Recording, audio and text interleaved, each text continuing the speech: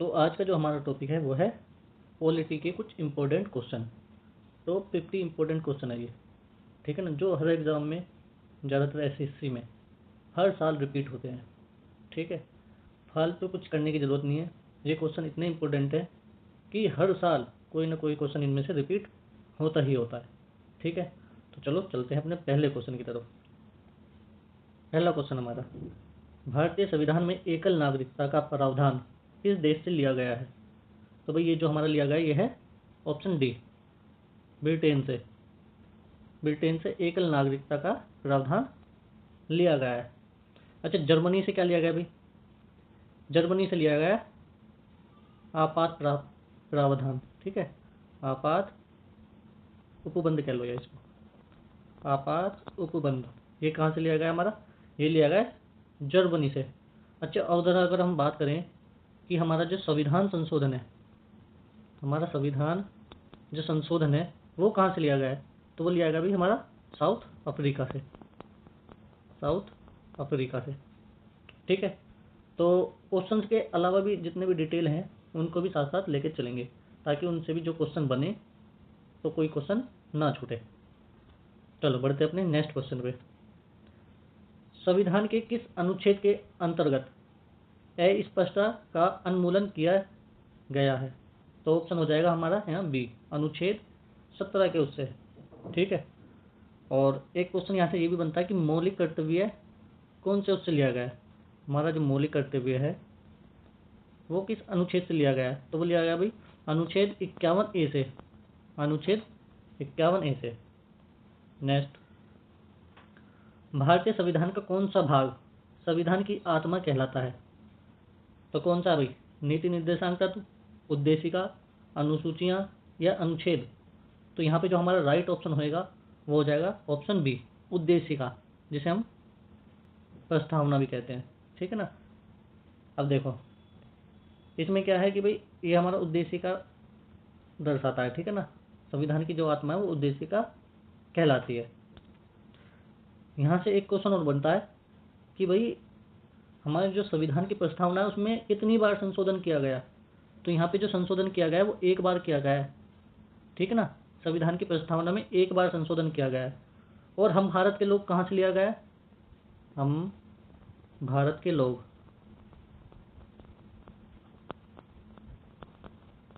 भाई ये कहाँ से लिया गया है? तो ये भी हमारा कहाँ से लिया गया है? प्रस्तावना से लिया गया है। ठीक है ना, ये भी हमारा प्रस्तावना से लिया गया है। तो क्वेश्चन ये पूछ लेता कई बार कि हम भारत के लोग कहाँ से लिया गया है? तो हम भारत के लोग प्रस्तावना उद्देशिका से लिया गया है। चलो नेक्स्ट क्वेश्चन, क्वेश्चन नंबर 4। किस संशोधन के द्वारा भारतीय संविधान की उद्देशिका में संशोधन किया गया था? बताओ भाई कौन से? 73वें संशोधन संविधान संशोधन के द्वारा, 52 संविधान संशोधन के द्वारा, 42 संविधान संशोधन के द्वारा या 93 संविधान संशोधन के द्वारा? तो यहाँ जो हमारा ऑप्शन हो जाएगा ऑप्शन हमारा सी, 42 संविधान संशोधन के द्वारा। ठीक है ना।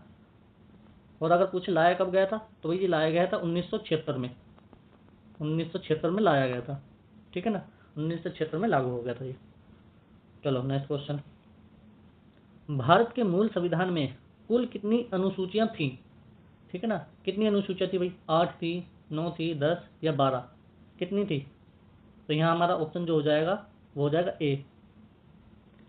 अच्छा, इसमें थोड़ा कंफ्यूज होने वाली भी दिक्कत है कि पहले जो थी वो 8 थी और जो अब हो गई हैं, अब कितनी अनुसूची हो गई हैं? अब हो गई हमारी अनुसूची 12। ठीक है, अब का पूछे तो 12 और पहले कितनी थी? ठीक है ना, मूल संविधान में कितनी थी? तो वो थी 8। अब पूछे तो अब हो गई 12। ठीक है, 4 और जोड़ी गई हैं। चलो next question, question number 6। Bharat के राष्ट्रपति को उसके पद से हटाने की अधिकार किसे प्राप्त है? तो भाई किसे प्राप्त है?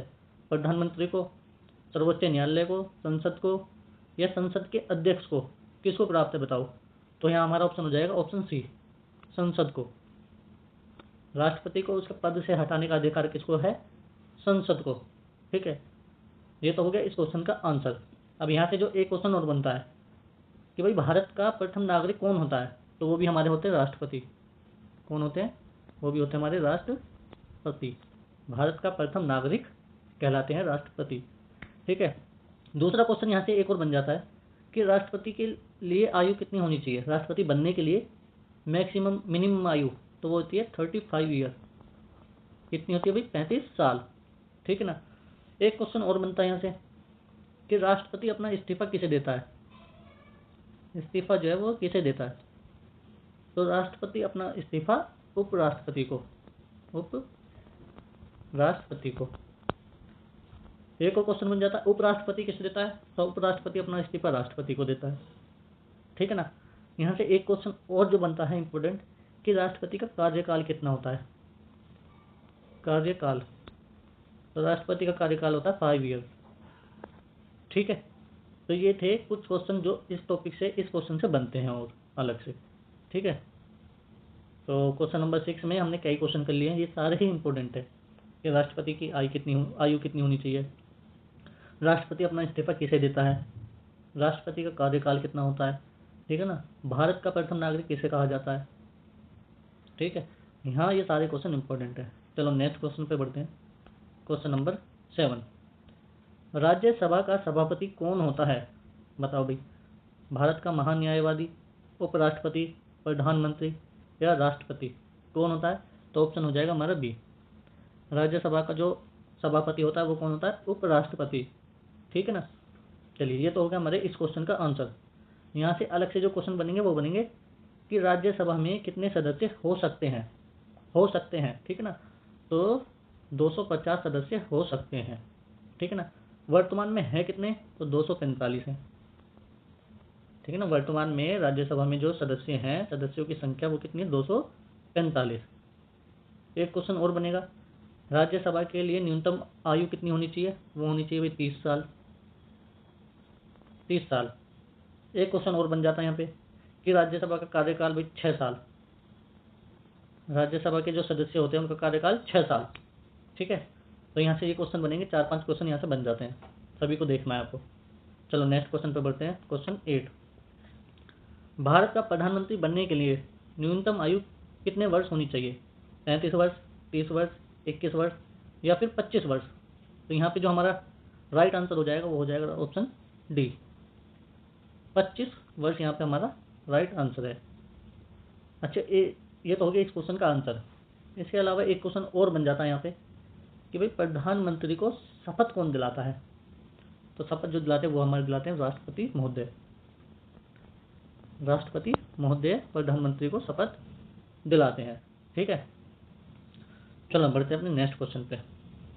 क्वेश्चन नंबर 9, संविधान के किस अनुच्छेद के अंतर्गत धन विधेयक को परिभाषित किया गया है।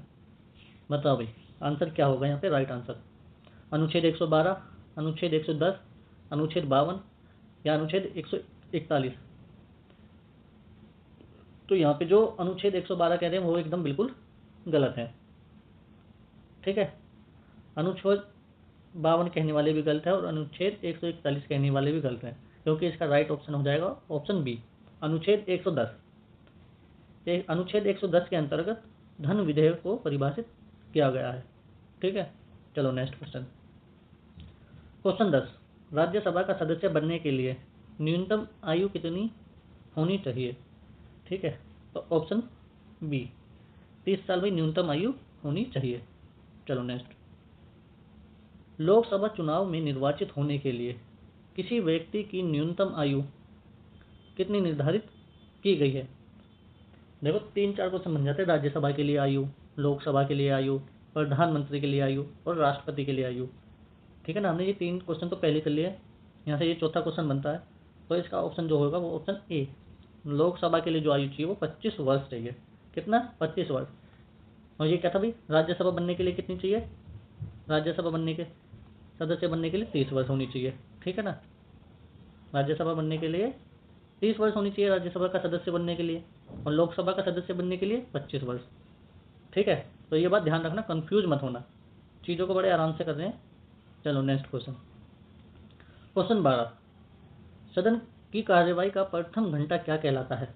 बताओ भाई। देखते हैं कौन कौन इस क्वेश्चन का सही आंसर देता है। प्रश्नकाल, शून्यकाल, गणपूर्ति या इनमें से कोई भी नहीं। तो यहाँ पे जो ऑप्शन सही बनेगा वो बनेगा हमारा ऑप्शन ए। ये कहलाता है जो प्रथम काल होता है वो पर्सन काल होता है। ठीक है, चलिए नेक्स्ट क्वेश्चन पे बढ़ते हैं। क्वेश्चन 13, संविधान सभा का स्थायी अध्यक्ष किसे चुना गया था? बताओ भाई। बी के मुखर्जी, डॉक्टर सच्चिदानंद, डॉक्टर राजेंद्र प्रसाद या सर बी एन राव, किसे चुना गया था? तो देखो यहाँ है स्थायी सदस्य, यहाँ पे 2 सदस्य चुने गए थे, एक थे स्थायी हमारे और एक थे अस्थायी, एक थे हमारे अस्थायी। ठीक है ना। जो स्थायी सदस्य थे वो कौन थे हमारे? डॉक्टर राजेंद्र प्रसाद। और अगर हम अस्थायी की बात करें तो वो थे डॉक्टर सच्चिदानंद सिन्हा। ठीक है ना, ये थे हमारे अस्थायी सदस्य और स्थायी डॉक्टर राजेंद्र प्रसाद। तो कई बार बच्चे इसमें भी कंफ्यूज हो जाते हैं। ठीक है ना, तो इसमें बिल्कुल कंफ्यूज नहीं होना। जो स्थायी सदस्य थे वो डॉक्टर राजेंद्र प्रसाद और अस्थायी डॉक्टर सच्चिदानंद सिन्हा। ठीक है। क्वेश्चन 14, भारत का संविधान कब स्वीकार किया गया? देखो एक क्वेश्चन ये हो गया, एक क्वेश्चन ये बनता है। अभी मैं इसका जवाब दे देता हूँ, उसके बाद दूसरा क्वेश्चन बताऊंगा इससे। भारत का संविधान कब स्वीकार किया गया? तो ये स्वीकार कब किया गया भाई? बताओ। ये स्वीकार किया गया 26 नवंबर 1949 में। ठीक है, स्वीकार किया गया 26 नवंबर 1949 में। अब यहाँ पे स्वीकार को हटा देगा, बोल देगा लागू कब किया गया। यहाँ पे जो लागू किया गया वो कब किया गया, तो डेट सेम रहेगी 26, मंथ बदल जाएगा जनवरी और यहाँ पे सन बदल जाएगा 1950। ठीक है, यानी 26 जनवरी 1950 को लागू कर दिया गया था भारत का संविधान। तो बिल्कुल भी कंफ्यूज नहीं होना। स्वीकार बोले तो 26 नवंबर 1949, लागू बोले तो 26 जनवरी 1950। ठीक है, चलो नेक्स्ट पे बढ़ते हैं भाई।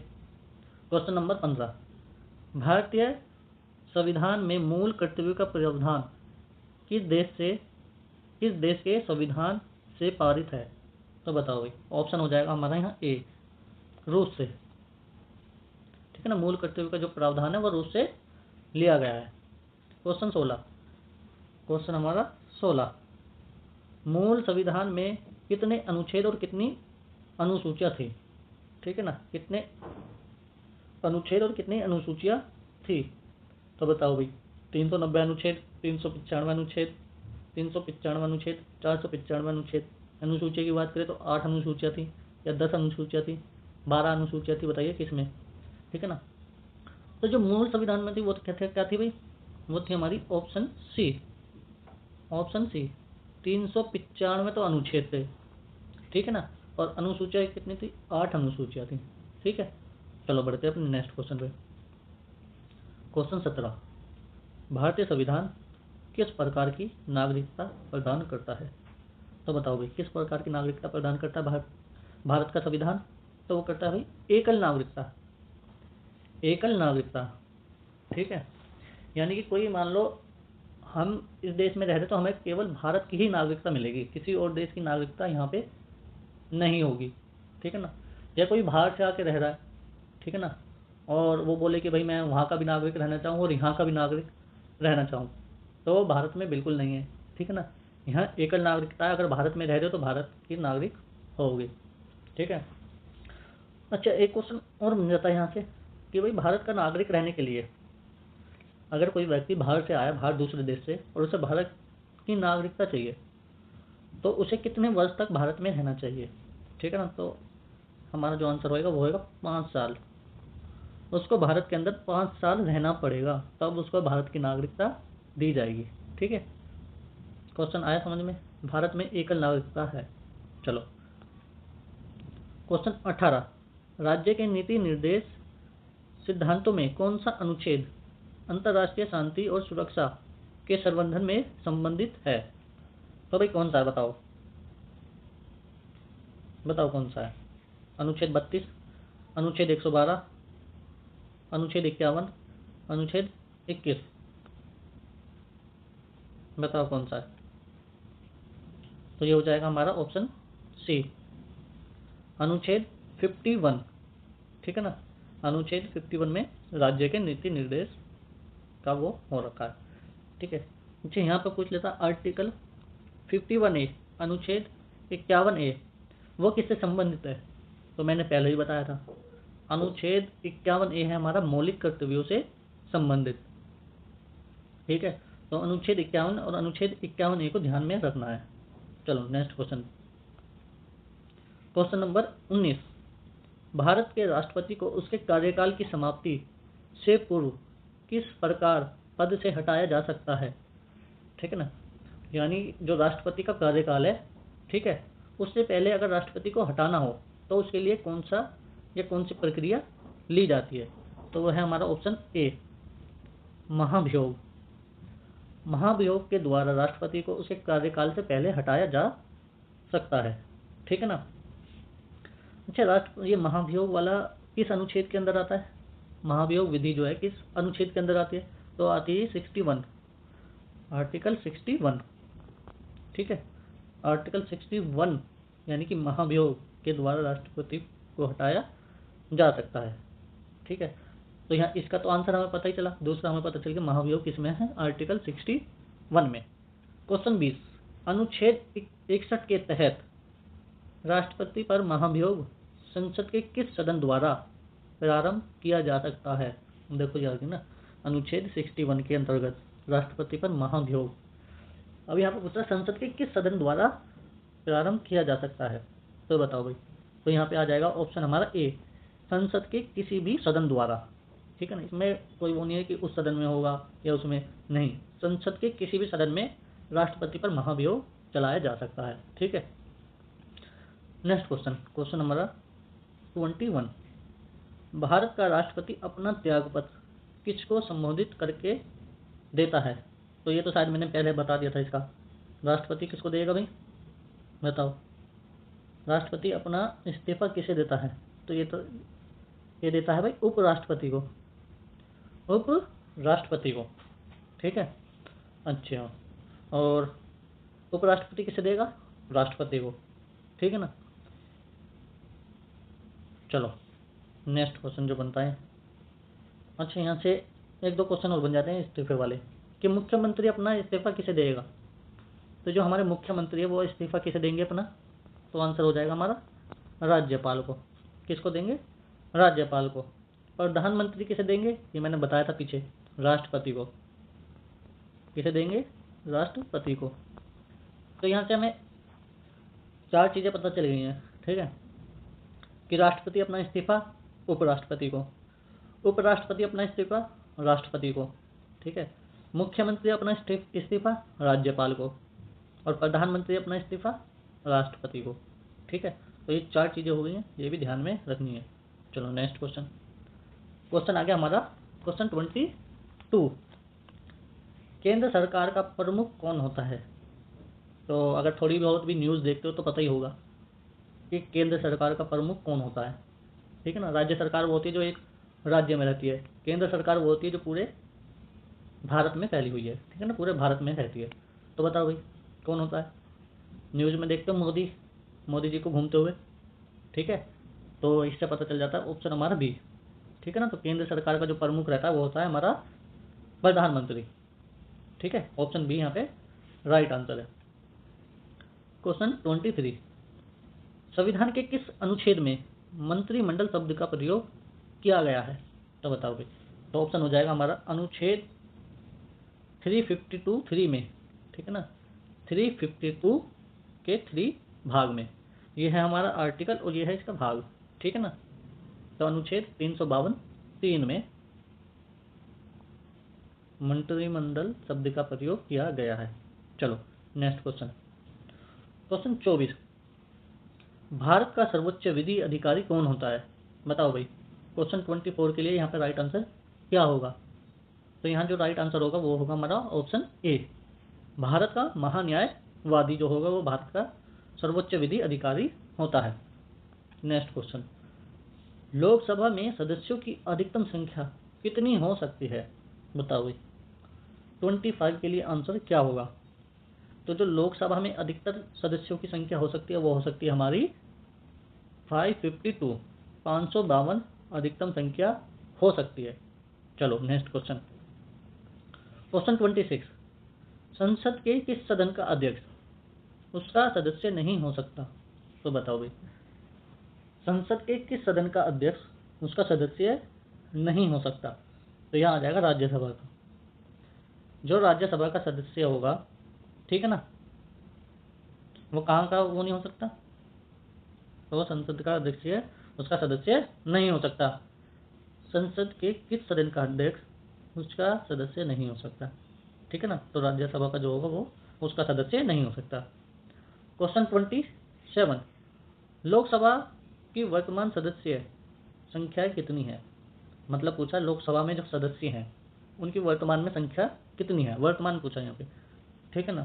तो यहाँ पे जो ऑप्शन हो जाएगा वो हो जाएगा हमारा ऑप्शन डी। देखो इससे पहले एक क्वेश्चन आया था अभी, उसमें हमने बताया कि अधिकतम कितनी हो सकती है? अधिकतम हो सकती है हमारी 552। दिखा देता हूँ क्वेश्चन कौन सा था, जी। तो यहाँ पे ऑप्शन डी था हमारा, 552 हो सकती है अधिकतम, ठीक है। और वर्तमान में पूछे, ठीक है, वर्तमान में अगर पूछे तो हो जाएगा हमारा ऑप्शन डी 545। वर्तमान में है 545 और अधिकतम कितनी हो सकती है भाई? 552। ये हो सकती है हमारी मैक्सिमम, ठीक है, ये है हमारी प्रेजेंट। तो ये चीज़ ध्यान रखनी है क्योंकि 2 क्वेश्चन बन गए यहाँ से और ये कहीं ना कहीं इंपॉर्टेंट भी हैं। चलो नेक्स्ट क्वेश्चन पर बढ़ते हैं। संसदीय व्यवस्था में शून्यकाल किस देश की देन है? ठीक है ना, जो होता है ना शून्यकाल, प्रथम घंटा, शून्यकाल, ये किस देश की देन है? तो ये है हमारे भारत देश की देन। ऑप्शन सी हो जाएगा हमारा राइट ऑप्शन। चलो नेक्स्ट क्वेश्चन। सर्वोच्च न्यायालय के न्यायाधीशों की नियुक्ति किसके द्वारा की जाती है? जो सर्वोच्च न्यायालय के न्यायाधीश होते हैं उनकी नियुक्ति कौन करता है? बताओ कौन करता है? तो साफ सीधी सी बात है, राष्ट्रपति के द्वारा होती है। ऑप्शन बी हमारा राइट आंसर। चलो नेक्स्ट क्वेश्चन। क्वेश्चन 30, भारतीय संविधान के निर्माण काल में संविधान सभा के कुल कितने अधिवेशन हुए थे?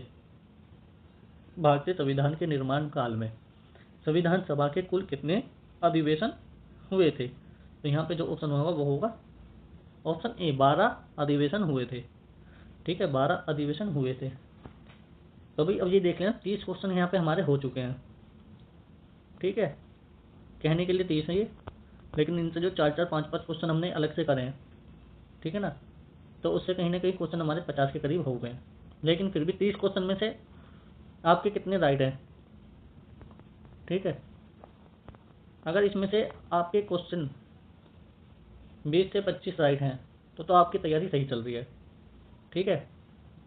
अगर आपके हो रहे 9 ही 10 सही तो भाई वीडियो को बार बार देखना, ठीक है ना, 2-3 बार कम से कम वीडियो को देखना, क्योंकि अगर 30 में से आपकी 9-10 या सही हैं, ठीक है, तो अगर मैं मेरिट की बात करूँ तो बिल्कुल नंबर कहीं नहीं दिखेगा आपका लिस्ट में, ठीक है।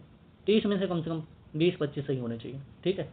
चलो, और ये सभी इंपॉर्टेंट क्वेश्चन है इसलिए बोल रहा हूँ बार बार रिवाइज करना जिसके 9 या 10 सही हैं। चलो नेक्स्ट क्वेश्चन। भारतीय संविधान सभा के सर्वैधानिक सलाहकार कौन थे? ठीक है भाई, सलाहकार कौन थे हमारे यहाँ पे बताओ। 31 के लिए आंसर क्या हो जाएगा? तो जब भी सलाहकार की बात करें तो हमारा हो जाएगा सर BN राव। ये थे भारतीय संविधान के संवैधानिक सलाहकार, ठीक है ना। जवाहरलाल नेहरू कौन थे भाई? पता ही होगा, PM थे ये उस समय, ठीक है। डॉक्टर भीमराव अंबेडकर कौन थे? बताओ भाई, डॉक्टर भीमराव अंबेडकर कौन थे बताओ? ये थे हमारे स्थायी अध्यक्ष, संविधान सभा के स्थायी अध्यक्ष थे ये, ठीक है ना। 2-3 क्वेश्चन और बन जाते हैं डॉक्टर भीमराव अंबेडकर को लेके, ठीक है। 2-3 क्वेश्चन जो बनते हैं हमारे वो कौन कौन से बनते हैं, ठीक है। यहाँ से एक पूछ लेगा प्रारूप समिति के अध्यक्ष कौन थे? तो वो भी कौन थे हमारे? भीमराव अंबेडकर। दूसरा पूछ लेगा प्रांतीय समिति के अध्यक्ष कौन थे? बताओ भाई, प्रांतीय के कौन थे? प्रांतीय के भीमराव अंबेडकर नहीं थे, ठीक है ना। मसौदा समिति के अध्यक्ष कौन थे बताओ? मसौदा समिति के तो ये थे डॉक्टर भीमराव अंबेडकर। तो 2 कमेटी आपको याद रखनी है, प्रारूप समिति, ठीक है ना, और मसौदा समिति। इसके अध्यक्ष कौन थे? डॉक्टर भीमराव अंबेडकर, ठीक है। चलो, डॉक्टर भीमराव अंबेडकर। अपना बढ़ते हैं नेक्स्ट क्वेश्चन पे। क्वेश्चन 32।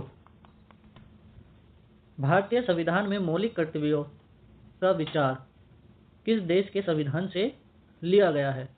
तो भाई किस देश के संविधान से लिया गया है? तो ये लिया गया है रूस के संविधान से। ठीक है। क्वेश्चन 33। भारत में न्यायिक पूर्णावलोकन की संकल्पना किस देश के संविधान से ली गई है? बताओ भी। तो ये ली गई हमारी यूएसए, संयुक्त राज्य अमेरिका से। ठीक है ना, ऑप्शन ए इसका राइट आंसर। क्वेश्चन 34। भारत के संविधान में सम्मिलित आपातकालीन उपबंध किस देश के संविधान से प्रेरित है? तो बताओ भाई, आपातकालीन जो उपबंध है वो किस देश के संविधान से प्रेरित है? ठीक है, तो ऑप्शन हो जाएगा हमारा बी, जर्मनी। जर्मनी के आपातकालीन उपबंध से संबंध है। क्वेश्चन 35। भारतीय संविधान में किस प्रकार की शासन प्रणाली की व्यवस्था की गई है? बताओ भी ऑप्शन। तो ये हो जाएगा संसदात्मक। ठीक है ना, संसदात्मक। ऑप्शन ए हमारा राइट आंसर, संसदात्मक। चलो नेक्स्ट क्वेश्चन। नीति निर्देशक तत्वों तथा मूल अधिकारों को संविधान की आत्मा किसने कहा था? ऑप्शन क्या होगा यहाँ पे राइट ऑप्शन? बताओ भाई। तो डॉक्टर राजेंद्र प्रसाद नहीं, बी.आर. अम्बेडकर नहीं, टी.टी. कृष्णचारी नहीं। ये हो जाएगा ग्रेनविल ऑस्टिन। ऑप्शन बी हमारा राइट आंसर हो जाएगा यहाँ पे। क्वेश्चन 37। संविधान के प्रथम अनुच्छेद के अनुसार भारत होगा, क्या होगा भारत? राज्यों का संघ होगा, राज्यों का संघ। क्वेश्चन 38। भाषाई आधार पर भारत में सर्वप्रथम किस राज्य का गठन किया गया? तो बताओ भाई। तो ये हो जाएगा भाषा के आधार पर जो सर्वप्रथम राज्य का गठन किया गया वो था हमारा आंध्र प्रदेश। क्वेश्चन 39। भारत से बाहर लगातार कितने वर्ष तक रहने पर भारतीय नागरिकता समाप्त कर दी जाएगी? देखो दो क्वेश्चन बनते हैं कि भाई कोई बाहर से आया है, उसको भारत में कितने वर्ष रहने के बाद भारत की नागरिकता मिलेगी? तो जो बाहर से आया उसे भारत में 5 साल रहना पड़ेगा। दूसरा क्वेश्चन यही वाला कि अगर हम भारत से बाहर जा रहे हैं, ठीक है ना, तो कितने साल बाद हमारी नागरिकता यानी कि इंडिया की नागरिकता वो समाप्त हो जाएगी। ठीक है ना, तो इसके लिए जो हमारा ऑप्शन होगा वो होगा 7 साल। अगर हम बाहर किसी देश में 7 साल रह लेंगे तो यहाँ से हमारी नागरिकता समाप्त हो जाएगी। ठीक है, चलो बढ़ते नेक्स्ट पे। क्वेश्चन 40। भारतीय संविधान का कौन सा अनुच्छेद विधि के समक्ष समता के अधिकार से संबंधित है? बताओ भाई। तो यहाँ पे जो ऑप्शन हो जाएगा वो हो जाएगा हमारा ऑप्शन डी, अनुच्छेद 14 के अनुसार। ठीक है, नेक्स्ट क्वेश्चन। भारतीय संविधान के किस अनुच्छेद में वाक एवं अभिव्यक्ति की स्वतंत्रता के मूल अधिकारों का प्रावधान किया गया है? बताओ भाई। तो इसके लिए ऑप्शन हो जाएगा हमारा अनुच्छेद 19। अनुच्छेद 19 में वाक एवं अभिव्यक्ति की स्वतंत्रता के मूल अधिकार का प्रावधान किया गया है, अनुच्छेद 19 में। चलो क्वेश्चन 42। मौलिक अधिकारों का संरक्षक कौन है? बताओ भाई, मौलिक अधिकार जो है उसका संरक्षण कौन है? तो राष्ट्रपति, न्यायपालिका, प्रधानमंत्री या फिर संसद? तो ऑप्शन हो जाएगा हमारा बी, न्यायपालिका। इस क्वेश्चन का right answer option B. Question 43। व्यक्तिगत स्वतंत्रता के अधिकार के लिए कौन सी याचिका दायर की जाती है? तो भाई वो ऑप्शन हो जाएगा हमारा ए, बंदी प्रत्यक्षीकरण। Option A. क्वेश्चन 44। भारतीय संविधान के किस भाग में मौलिक कर्तव्य उल्लेखित है? तो ऑप्शन हो जाएगा भाग 4A। ठीक है, ऑप्शन ए। भारत के राष्ट्रपति चुनाव में उत्पन्न विवाद का निपटारा कौन करता है? तो इसका ऑप्शन हो जाएगा हमारा ऑप्शन ए, सर्वोच्च न्यायालय। क्वेश्चन 46। भारतीय संविधान का कौन सा अनुच्छेद राष्ट्रपति पद के लिए पूर्ण निर्वाचन की प्रवृत्ता निर्धारित करता है? तो ये ऑप्शन हो जाएगा अनुच्छेद 57। अनुच्छेद 57। सर्वोच्च न्यायालय के न्यायाधीश को उसके पद से हटाने का अधिकार किसे प्राप्त है? तो किसे प्राप्त है? हमारा राष्ट्रपति को। लोकसभा और राज्यसभा का संयुक्त अधिवेशन किसके द्वारा आयोजित किया जाता है? तो वो आयोजित जो किया जाता है राष्ट्रपति के द्वारा किया जाता है। वित्त आयोग की नियुक्ति कौन करता है? तो 49 के लिए जो आंसर होगा हमारा वो होगा राष्ट्रपति। ऑप्शन बी हमारा करेक्ट आंसर हो जाएगा। इस सीरीज का लास्ट क्वेश्चन है क्वेश्चन 50। किस सदन की अध्यक्षता ऐसे व्यक्ति द्वारा की जाती है जो उस सदन का सदस्य नहीं होता है? बताइए। तो यहाँ पे ऑप्शन जो होगा ऑप्शन ए राज्यसभा के द्वारा। ठीक है, तो ये थे भी क्वेश्चन जो 50 इंपॉर्टेंट क्वेश्चन थे। ठीक है ना, इन्हें कर लो, काफ़ी है। अगला पार्ट जो लेकर आएंगे उसमें और हम 50 क्वेश्चन आगे के लेकर आएंगे। ठीक है, तो फिलहाल तो अभी यही करो, इंपॉर्टेंट क्वेश्चन है। इस 50 में से कम आपके 40 से 45 राइट आंसर होने चाहिए। ठीक है, जब जाके कहीं ना कहीं बात बनेगी। तो भाई क्वेश्चन कैसे लगे? अच्छे लगे तो वीडियो को लाइक करो, शेयर करो और चैनल को सब्सक्राइब भी करो। ठीक है ना, और बार बार क्लास को रिवाइज भी करो। चलो मिलते हैं अगली क्लास में।